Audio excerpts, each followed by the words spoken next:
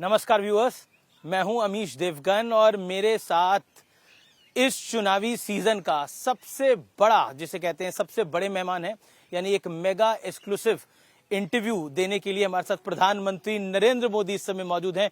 मोदी जी, आपका अभिनंदन है न्यूज 18 पे। नमस्कार। नमस्कार भैया, आपके सभी दर्शकों को भी हमारा नमस्कार। मोदी जी, चौथे चरण की वोटिंग जारी है, 3 चरण संपूर्ण हो चुके हैं। ये चुनाव आपको कहां जाता हुआ दिख रहा है? खासतौर पर तेलुगु स्टेट्स में भी वोटिंग है। पहले 3 चरण के जो चुनाव हुए हैं उससे मैं साफ देख रहा हूं कि कांग्रेस पार्टी कहो या उसके साथी कहो जी, सबके सब एक प्रकार से दिशाहीन नजर आते हैं। आप देखिए, आपको कहीं पर भी इंडी अलायंस नजर नहीं आएगा। वो नेता नहीं तय कर पा रहे हैं, वो एजेंडा तय नहीं कर पा रहे हैं। उनको लगता है कि मोदी का घोर विरोध, मोदी को गाली गलौज, जी, उसी से उनका काम चल जाएगा और वो उसी के आधार पर जी, चुनाव जीतना चाहते हैं। देश, इतना बड़ा देश, जी, आज खास करके जो नौजवान मतदाता है, जी, वो ये हमेशा सोचता है कि भाई आखिरकार इतने बड़ा देश, इतनी विविधताएं, ऐसा कौन नेता है जी, जिसको संभाल पाएगा? नाम बताओ।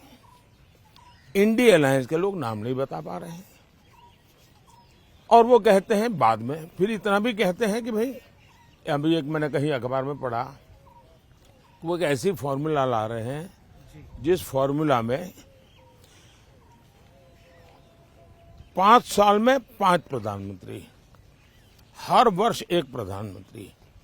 अगर हर वर्ष एक प्रधानमंत्री वो लाएंगे जी, तो आप मुझे बताइए कि देश का क्या होगा।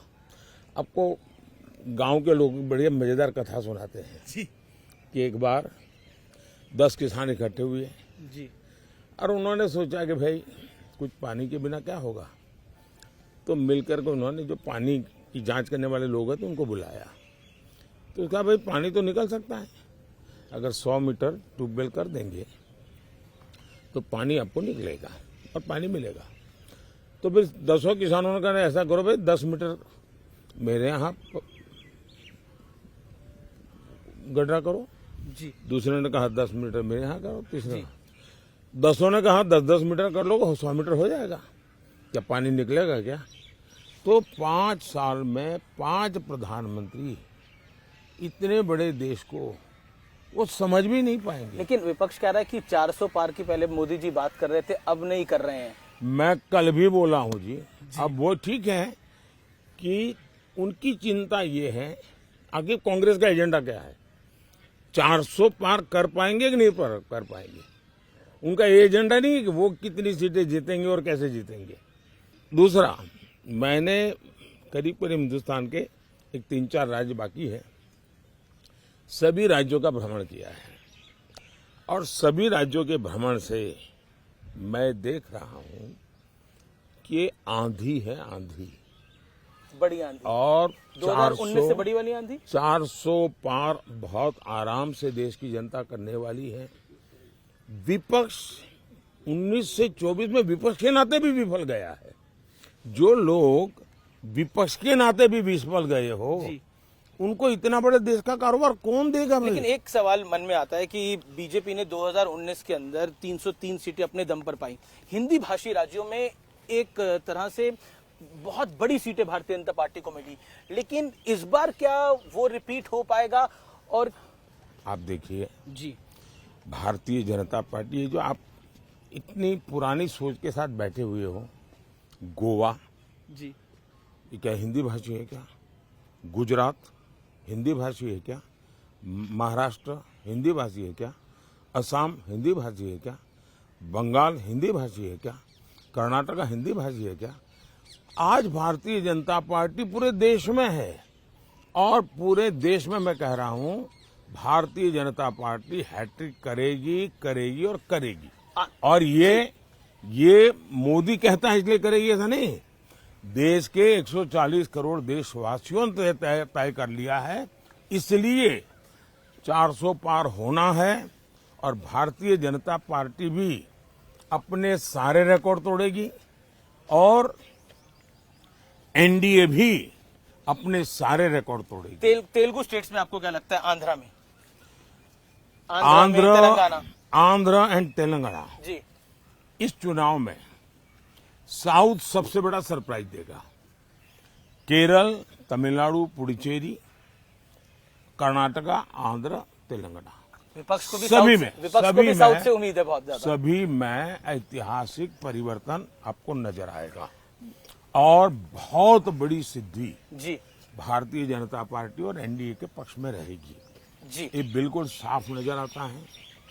और मैं मानता हूं जी कि तेलंगाना क्लीन स्वीप करेगा।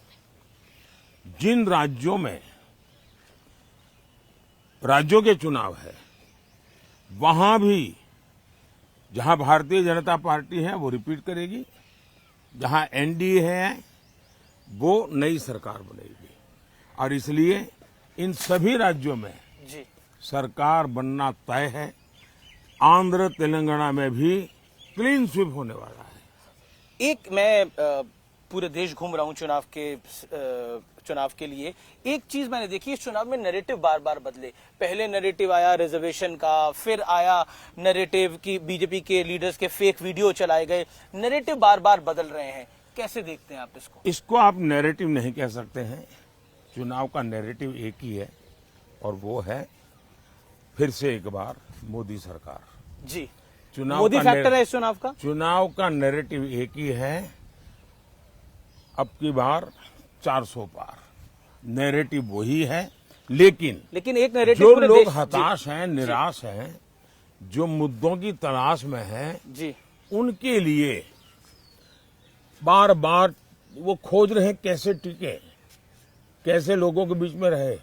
इसलिए उनको ये खेल करना पड़ रहा है, लेकिन वो नीचे तक लोगों को बात पहुंचा नहीं पा रहे हैं। लेकिन उत्तर से दक्षिण तक, पूरब से पश्चिम तक एक नैरेटिव है मोदी जी, और ये हमारा एनालिसिस है, वो है नरेंद्र मोदी। मोदी एक नैरेटिव है। इस पर आप क्या कहना चाहते हैं? आप पर बहुत बड़ा एक प्रेशर है कि आप अपनी तीसरी टर्म में वापस आए।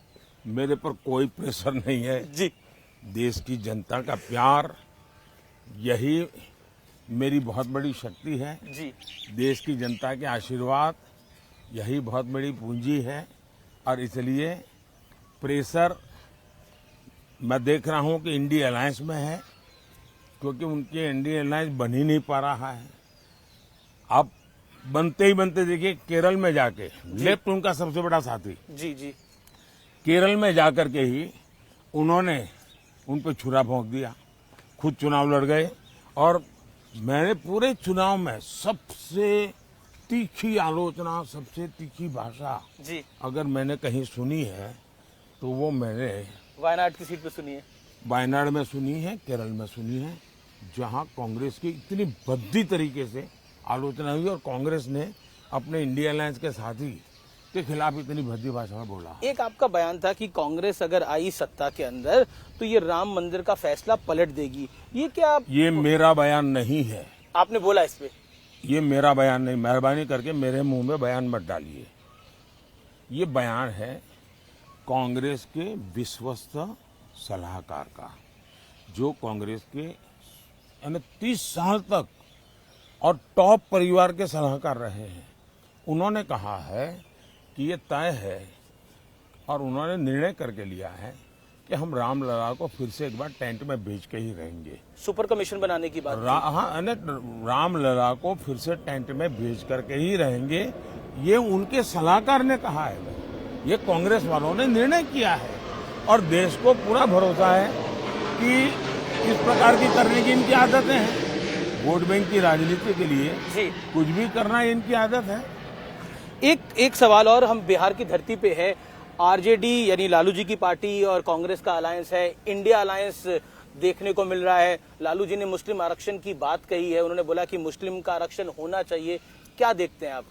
उन्होंने इसका सिर्फ उन्होंने आरक्षण होना चाहिए इतना ही कहा, नहीं ऐसा नहीं, उन्होंने ये कहा है पूरा का पूरा, जी मतलब SC, ST, OBC उनको जो आरक्षण है वो अब मुसलमानों को देना चाहिए। और संविधान सभा ने गंभीर चर्चा करके तय किया था कि इस देश में धर्म के आधार पर आरक्षण नहीं होना चाहिए। बाबा साहब अम्बेडकर के भी विचार बहुत स्पष्ट रहे हैं कि धर्म के आधार पर आरक्षण नहीं होना चाहिए।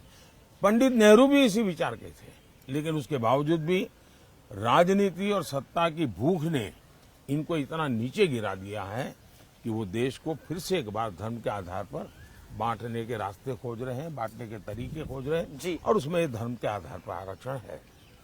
पाकिस्तान का मुद्दा एक बार फिर चुनाव के अंदर आ गया है। तेलंगाना के CM है रेवंत रेड्डी, उन्होंने सर्जिकल स्ट्राइक हुआ था नहीं हुआ था वो पूछ रहे हैं। कांग्रेस पार्टी एक ऐसी पार्टी है जिसको देश की सेना के प्रति नफरत का भाव पड़ा हुआ है और इसलिए देश के सेना नायक को उन्होंने एक बार जी गली का गुंडा कहा था। जिनकी भारत की सेना के प्रति ये भाव होंगे उनसे आप कैसे अपेक्षा कर सकते हो? पाकिस्तान भी सर्जिकल स्ट्राइक नहीं हुए ऐसा कहता नहीं है, पाकिस्तान भी नहीं कहता है। हाल ही में पाकिस्तान ने तो राहुल गांधी की तारीफ करी थी, पाकिस्तान के एक नेता ने। लेकिन कांग्रेस पाकिस्तान में जी सदन में उनके नेताओं ने भाषण किया है जी कि भाई ये जिस प्रकार से सर्जिकल स्ट्राइक करके जाते हैं, एयर स्ट्राइक करके जाते हैं और हम हाथ से हाथ जोड़ करके बैठे रहते हैं, ये उनके भाषण है वहां के। अगर हमारी बात नहीं माननी है, हमारी देश की सेना की बात नहीं माननी है, तो वो अपने मित्र पाकिस्तान के लोगों की बात तो सुन ले, उनको तो मान ले। इस चुनाव में लगातार आपको अपशब्द कहे जा रहे हैं।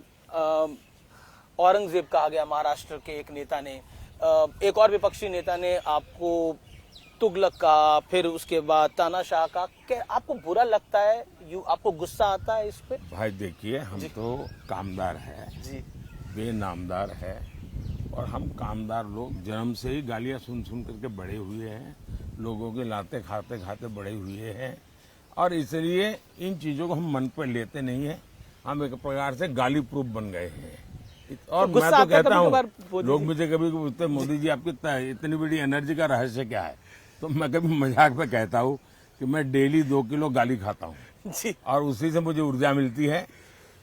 देखिए, मेरी एक बहुत पुरानी कविता है, मुझे अभी याद तो नहीं है जी, लेकिन उस कविता का भाव ये था जी कि मुझे जो पत्थर फेंकते हैं, मैं उन्हीं पत्थरों से पक्षी बना देता हूँ और मैं उसी से ऊपर चढ़ जाता हूँ। और दूसरा मैं कहता हूँ कि जितनी गंध उछालेंगे, जितना कीचड़ उछालेंगे, जी, कमल उतना ही ज्यादा खिलेगा। चलिए, बहुत बहुत धन्यवाद जी। एक आखिरी सवाल, एक सवाल आखिरी ये है कि माताओं और बहनों का आपसे एक विशेष लगाव है। कल हम बंगाल का वीडियो देख रहे थे, उस बंगाल के वीडियो के अंदर महिलाएं, मतलब उनकी आंखों में आंसू आ रहे हैं। एक इमोशनल कनेक्ट जो है, इसको प्रधानमंत्री जी आप किस तरह से देखते हैं? क्योंकि ये बहुत बड़ा इमोशनल कनेक्ट है। मेहरबानी करके जी, इन माताओं बहनों का जो आशीर्वाद है, इसको राजनीति के तराजू से मत तोलिए। ये एक भावात्मक विषय है और मैं मानता हूँ कि मेरे देश का कल्याण करने के लिए मेरी मातृशक्ति को एम्पावर करना चाहिए, स्त्री शक्ति को एम्पावर करना चाहिए, नारी शक्ति को बढ़ावा देना चाहिए। तो मैं एक बड़ी श्रद्धा से, एक पूजा भाव से काम कर रहा हूँ। कृपा करके इसको राजनीति के तराजू से मत तोलिए और मैं चाहता हूँ मैं वैसा ही पूरे भक्ति भाव से इस देश की माताओं की सेवा करूं, इस देनों की बहनों की सेवा करूं, इस देश की बेटियों की सेवा करूं। यूथ वोटर को, जो फर्स्ट टाइम वोटर है, उसको आपका मैसेज क्या होगा प्रधानमंत्री मोदी? मेरा उनके लिए कोई मैसेज नहीं है, मुझे तो देश के युवा का मैसेज चाहिए। मैं देश के युवाओं की इच्छा आकांक्षा के अनुसार चलना चाहता हूं। फर्स्ट टाइम वोटर क्यों वोट करे नरेंद्र मोदी को, फर्स्ट बीजेपी टाइम को? वोटर की इच्छा अनुसार देश बनाना चाहता हूं। हमने अभी जो 2047 का विजन बनाया, करीब 35 लाख नौजवानों से मैंने फीडबैक लिया है और मैं अभी 100 दिन का कार्यक्रम बनाया है जी। मैं अभी सोच रहा हूं कि मैं 125 दिन का बनाऊं और मैं 25 दिन जो है उसके लिए देश के युवाओं को पूछने वाला हूं, ये 25 दिन के लिए उनके क्या सुझाव है, कौन से काम मैं पहले करूं। तो मैं इस प्रकार से देश के युवकों को उनकी आशा आकांक्षा के अनुसार देश चलाना चाहता जेनजी हूं। जनरेशन आपसे पूछना चाहती है, आपका कोई बेस्ट फ्रेंड है? नरेंद्र मोदी का कोई बेस्ट फ्रेंड है? BFF, best friend for ever, मतलब क्या मतलब मतलब होता आपका है? कोई खास दोस्त है जिसके साथ आप दिल की बात करते हैं? ऐसा है, मैं देश के 140 करोड़ देशवासियों से दिल की ही बात करता हूं जी। मैं तो जीता हूं दिल के संबंधों से। जी, बहुत बहुत धन्यवाद। धन्यवाद प्रधानमंत्री जी, नमस्कार। आपने हमें समय दिया। नमस्कार जी। और आप 100 से ज्यादा रैली और रोड शो कर चुके हैं, इतनी ऊर्जा आप कहां से लेकर आते हैं? धन्यवाद जी। धन्यवाद प्रधानमंत्री मोदी।